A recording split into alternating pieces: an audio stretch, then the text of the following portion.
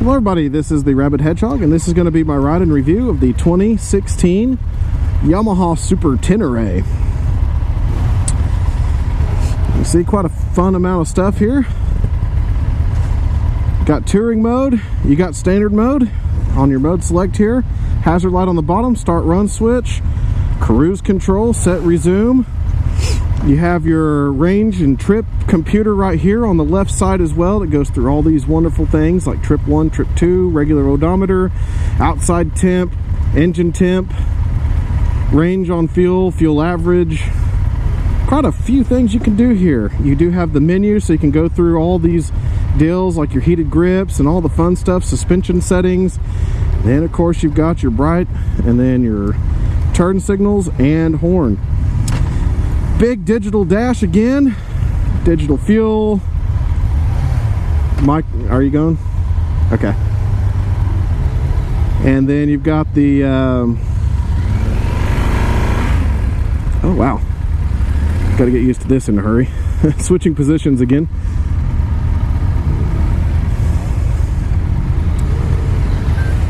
But yeah, you get quite a bit of stuff going on here with this thing. You got, like I said, full digital tachometer, digital fuel, digital everything.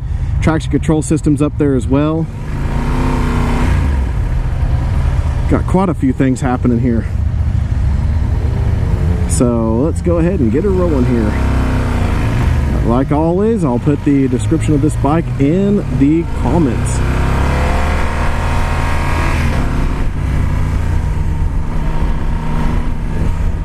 Now this is a completely different feeling for me.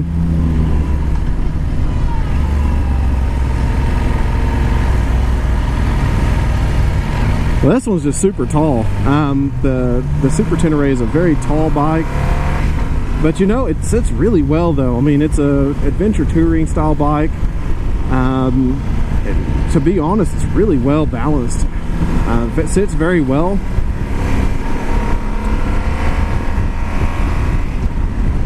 Engine's got a lot of grunt to it in terms of the noise. If you can hear it, it's like not as refined as the other bikes I've ridden today, but that's all right. This bike is one that needs that low end torque.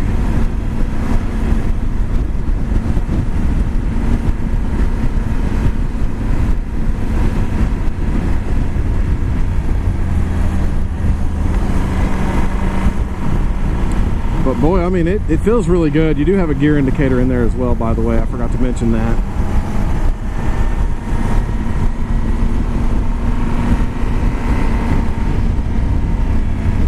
Handlebar placement's very good on this bike. I mean, the fueling is pretty good on it as well. Mirrors are nice, wide, and adjustable, and get you into a good position where you can see. There we go. Clutch is a little tighter than the other bikes. Of course, I've been riding the FZs and the XSR and R6, but still a very good clutch. I like that this one is fully adjustable out of the factory. It has 4 positions on it, so I do like that. This thing just gives you a commanding presence on the road. Engine braking is actually really good for the Super Tenere, and it's a very one-footable bike. Despite the fact that it's got a taller seat height, I can flat foot it for the most part.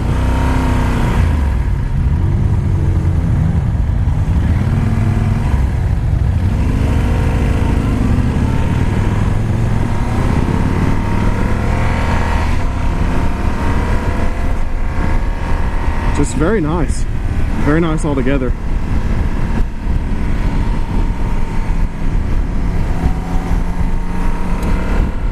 Dang, this thing just feels great. I don't know what else to say about it. I mean, it doesn't turn, you know, as well as the other bikes I've been on today, but it still has a very good ample chassis. It still likes to flick. I mean, you can see I can just barely control it, and it will go ahead and move around and do everything you need. It doesn't feel like it has a stall from point to point either, so it doesn't have a dead zone in the steering. It's really tight, really good. Adjustable windshield here for your wind protection needs. I do have it kind of on the shorter setting because that's a demo ride and I didn't have a chance to pull the little levers and pull it up, and so it's kind of channeling the air a little bit different than I was having earlier. Oh, the suspension is just wonderful. Great for these broken roads. It's awesome. Didn't even feel that really. Just goes over everything so smoothly. Seat is nice and plush. This is one of those bikes that just gonna allow you to ride around all daggum day long and have fun doing it. Very usable engine.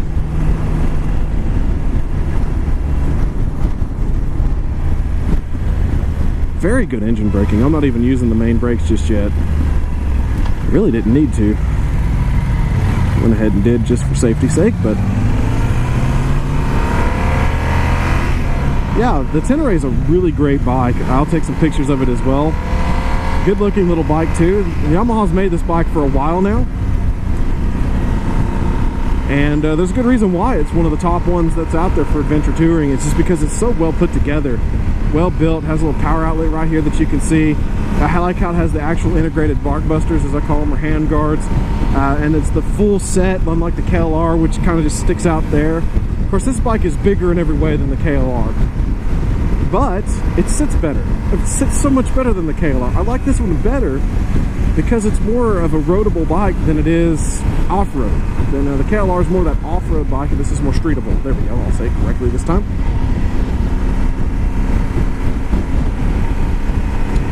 I must have accidentally turned on the heaters on the dumb grips. Now my hands are getting hot, and it says it's on. How do I get it off?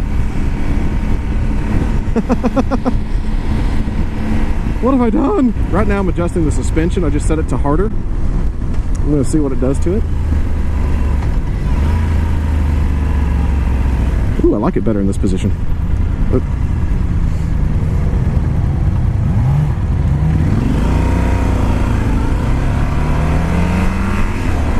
Oh, that feels really good.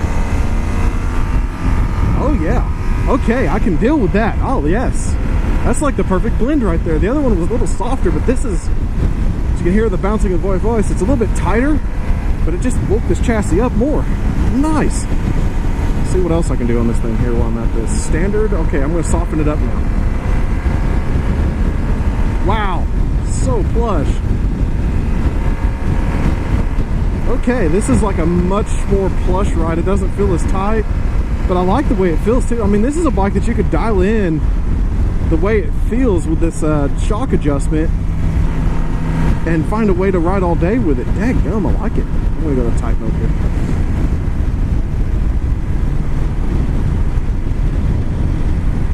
I like this, I like this, I like it a lot. The only question is how the heck did I turn on the stupid heaters and how the heck do I turn them off? Let's see.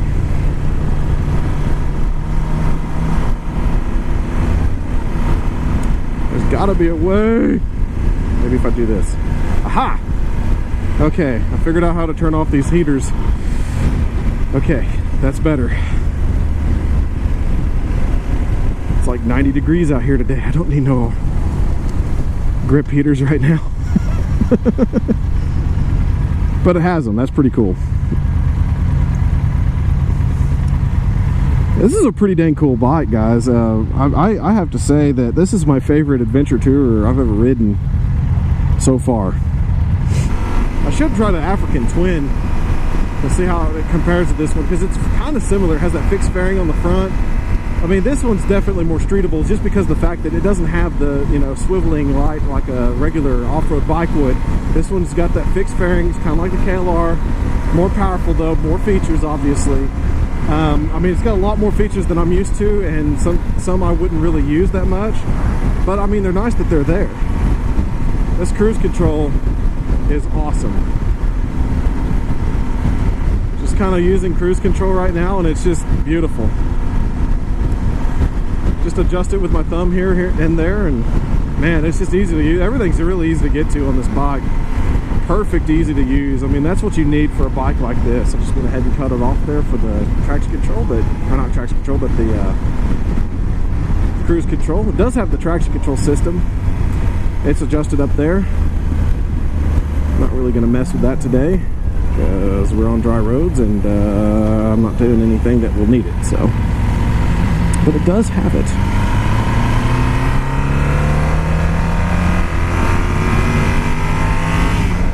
And definitely compared to the other engines today from the FZs, this one's definitely more agricultural.